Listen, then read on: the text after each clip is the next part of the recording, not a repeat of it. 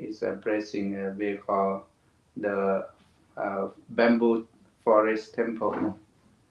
There is still they have some bamboo there. Bamboo forest temple. I remember well because my father he got his ordination there. At first we planned to take him to some temple not far from there, and we went to join the what we call international Tipitaka chanting, and all three schools of Buddhism come together. Like Mahayana, Theravada, and Vajrayana, we come together and chant the Buddha teaching. Not far from the first temple of Buddhism. We chant there, and then one of my senior monks, he said, "Oh, maybe we should take him to get ordination at the first Buddhist temple." And everyone agreed. My teacher to okay, we try that. And one of my brother, he from Laos, he joined the Walk for Peace. He also participated at that ordination. And if you have time, you go back and dive into the detail of the teaching that the Buddha he give to the monk.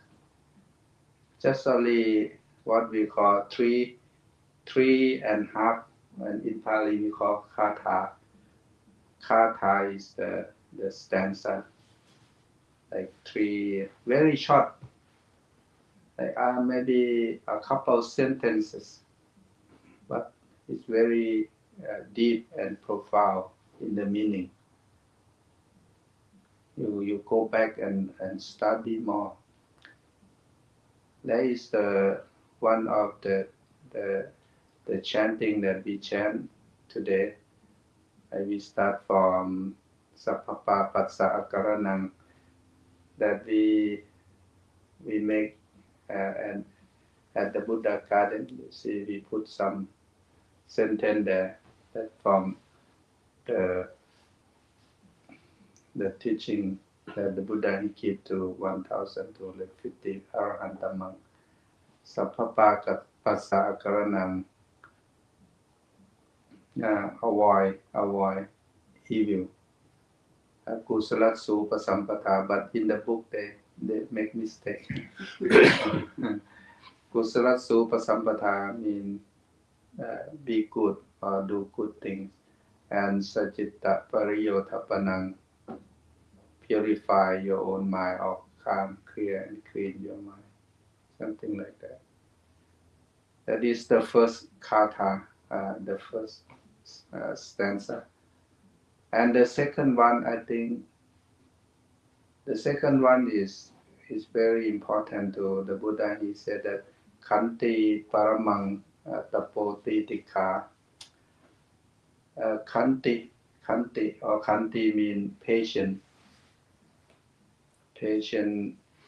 Why the Buddha he said that is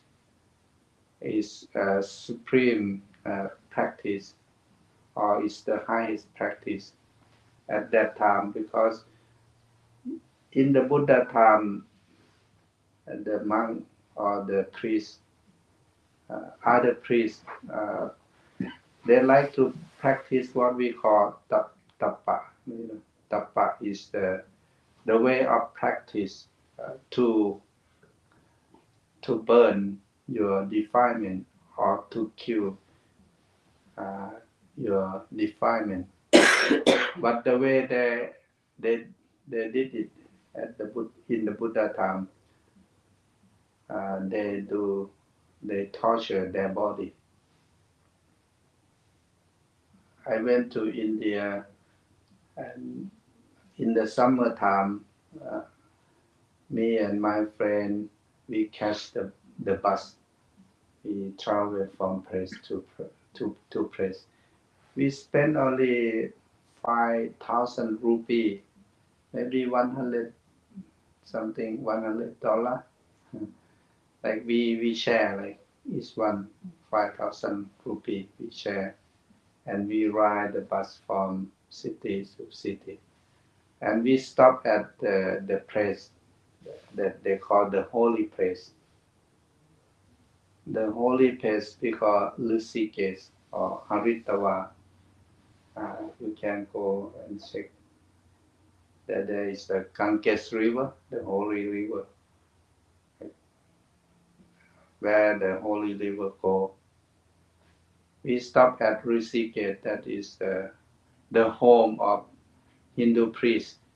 We call, sometimes they call sadhu. Sadhu is the Hindu priest. Most of them live there, and most of the Western people, they like to go to learn yoga there. If you go there and learn yoga, get certificate from there, is quite holy because it's a holy city. A lot of Hindu priests there. I went there once. I think it's very beautiful city. Even not a lot of like modern city, but it's like the holy place. When you go there, you can feel the good vibe, good energy from there. We went there, and they still practice what they call tapa. They thought that when you torture your body, at some point you will release from defilement. You will get freedom, or you can liberate yourself, because most of the people at the Buddha time, they thought that our body is like the cell that block us to get to the freedom. That's why if you torture your body, at some point you can experience moksha. They call moksha. They don't call nibbana. Moksha or liberation. You will see that if in the winter they will go into the river, very cold, stay there until your body cannot. You torture your body. There are many ascetic practice, very difficult to do. We went to see the monk, the priest, Hindu priest, that he tried not to process anything. He worshipped the fire, that every day he burn something. Like if you want to honor the supreme God, you burn something. And beside that, he recite the mantra day and night. He practiced like that. And the Buddha, he said that is not the way. The Buddha, he pointed out that patience or khanti is the highest, what we call tapa, the highest tolerance. Patience, there are three kinds of patience according to the Buddha advice.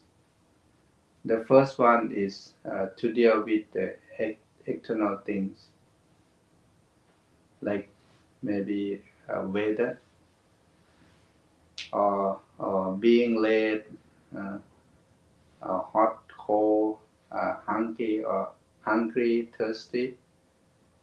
Somebody cannot stand on that. And that is to deal, to be patient with the external things. It's difficult if you don't have patience you might curse or you might say bad word or you might get angry at someone. If in the winter, if the butt comeless and you stand outside, it can be, right? Or you miss your fight, something like that. This deal with the external world. And then the second kind of patient is about dealing with your own body. Like when you have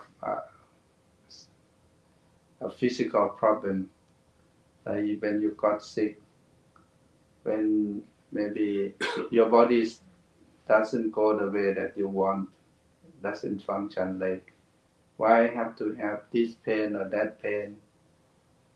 Some people, I remember, if you want to see that, you can go to the hospital. You go hospital, you can see that a lot of pain and suffering, physical suffering. That is the second kind of patient.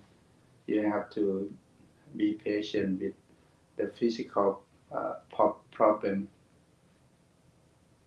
As we chant today, that Payati Tammo Mi Payating Anatito. We have to learn to deal with that problem, especially when you turn 40, 50. You start to see that a lot. I remember when I was 15 years old, I don't sleep for a couple days, okay. I can work, I can read, okay. But when you turn 40 or something, if you don't sleep for one day, you have problem. It looks like your body doesn't function very well. Yeah, because it changed, That's why you have to learn how to deal with that. And the third patient that we call Ativasana Khanti. The word Ativasana Khanti is quite difficult to do. To deal with the mental difficulty, like something doesn't go the way that you want. Like some people cannot stand on it. Like maybe some people cut in the front of you. Maybe that can happen if you don't. You are not mindful or you don't have patience. A lot of people kill each other because of that in many countries. Or maybe if someone have some argument with you, if you don't have this kind of thing, it can cause the problem. That's why the khanti or patience is very important. We have to build up. Like when we sit like this at some center, we ask our friend not to move. Like one of our teacher, most of the teacher, like one of our teacher who passed away, when he sit to listen to a talk, a Dhamma talk, he sit there for 2 or 3 hours. He never move. But for us, like we move a lot and change here and there. Because I think the level of patience, maybe he has more than us. Maybe because of his mind. Like the monk who walk for peace, they train themselves very hard. One of the monk, he trained to do what we call tutanka. Tutanka is very difficult. He won't sleep. He will be in 3 position, like stand, walk, and sit. that difficult. I tried that when I was in India. When my birthday come, I did that. I dedicated Mary to my mother. We went in the evening, after evening chanting at the temple, went to the Bodhi tree. Try to do walking, sitting, standing meditation from like 7 p.m. until the morning at 5, and then come back. And come back after morning chanting and breakfast. I sleep. But this monk, he practiced for 16 years. That means his mind have to be very strong in order to do that. You can sit and sleep, but he not lay down. That is the patience. And in the word parami, there are 3 levels of parami. They call Khanti parami. The first one